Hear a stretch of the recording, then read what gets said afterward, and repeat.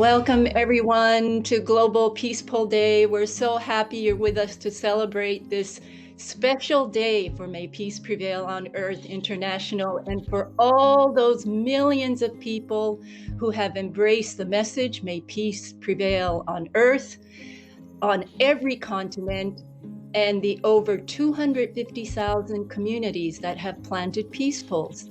So this is a very, very special day for us. And today we are launching the virtual Global Peace Pole Map. I'm also here with Jules Loren, who is director of our Peace Pals program for children. It's a beautiful art project. And she is also our web and tech master. So thanks for being with us, Jules. Would you like to welcome everyone before we jump in? Sure. I just want to say hello, and it's pretty exciting being here now. It's been a long project and a long time coming for all of us. Martha, would you like to jump in and introduce yourself and how you feel at this very moment? Sure. Yes. Martha Rogers. I'm with Bay Park Data Solutions in San Diego, California. And we were so excited to get hooked up with May Peace Prevail on Earth a few months ago to help them build this amazing project. We love to tell our friends that we're helping with, world peace. So this is like an added bonus. Tom Hasselbeck. Yeah, I'm with Bay Park, and we have been doing a lot of work with the organization, and it's just been an incredible amount of fun and a lot of self-fulfillment as well. So the project itself, how did you get to meet Fumi in the first place? So actually it was a referral from someone at Esri, and it was because I had a lot of experience with working with nonprofits, and so since World Peace is a nonprofit, it just made sense for Bay Park and for myself to help out Fumi and Jules at World Peace with their Peace Pole project. We are using Esri's platform.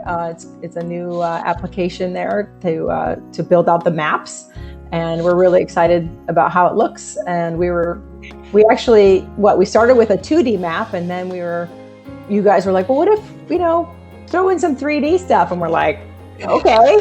So we threw in 3D, made it a 3D globe. We were super excited about being able to do that, and it looks amazing.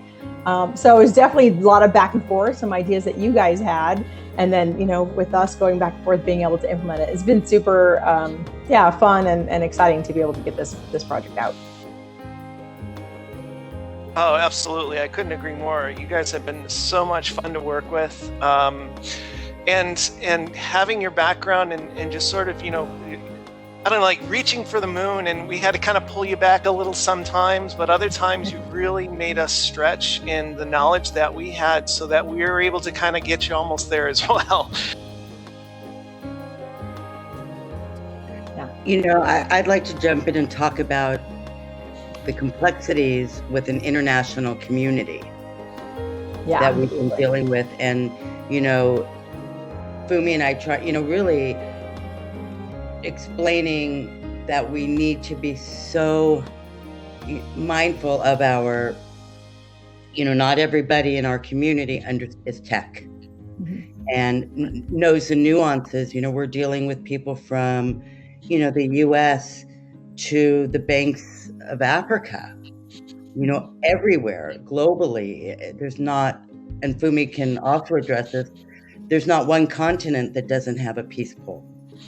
So having to be able to speak to everybody based on their knowledge or their bandwidth and bringing in multiple languages. Yeah, that's an amazing piece that Esri is able to do with the translations. We weren't able to completely translate the whole website yet, but just being able to translate pieces of it and being able to support the languages, even the different types of lettering that are left to right, right to left, everything. So I think they support 40 different languages or something. So we know that they offer the worldwide opportunity, and we can offer that support to you guys because we know it's international. So it's super exciting. So what were some of the challenges do you think that we kind of were able to overcome that we ran into that kind of made the project sort of move forward in a better direction. Well, I think it was cool that we came up with using one of Esri's newest beta products, Experience Builder. Agreed. We didn't, I think I maybe touched on it one time. It's only been out less than a year, I think. And we knew that was going to be, once we saw sort of an example of what they were interested in, we're kind of fiddling around, like, how are we going to do this to make it what they want? And Experience Builder just turned into this thing that we could learn and figure out. And I think I agree. I think that the technology with the Experience Builder has just been absolutely fantastic.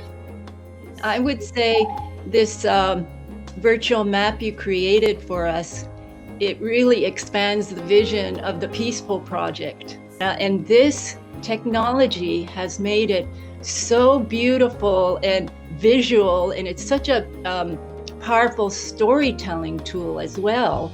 So can you both talk about the power of this storytelling tool that you're gifting to the world?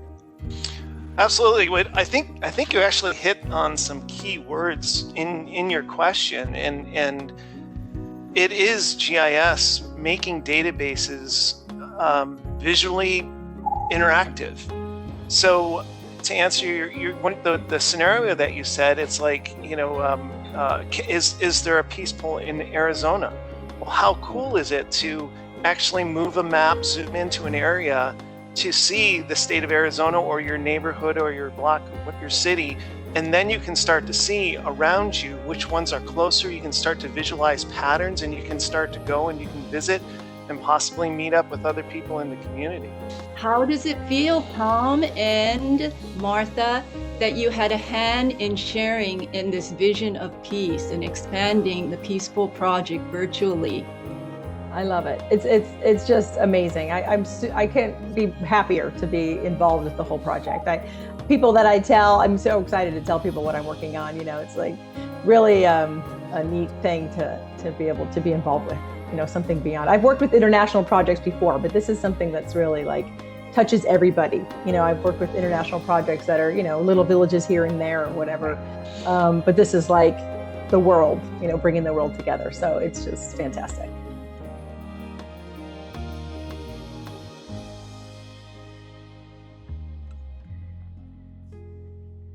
This is so interactive.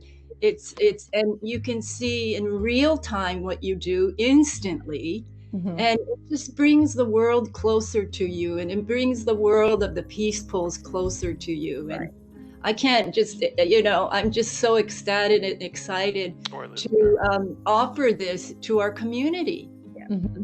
Yeah. It brings the world together. You feel it makes it smaller. It makes it a smaller world.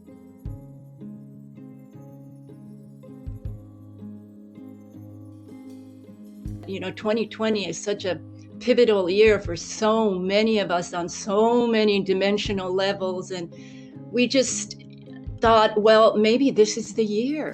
You know, we felt the energy building with the completion of this map.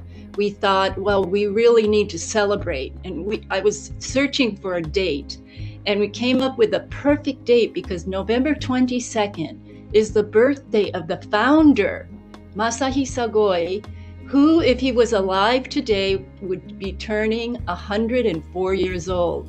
Ah. So it's like three celebrations in one: launching Global Peaceful Day, celebrating the founder's 104th birthday, and the launch of this beautiful, powerful virtual global peaceful map. So we couldn't be any happier today. And it's such a big celebration for us in the world, in our community.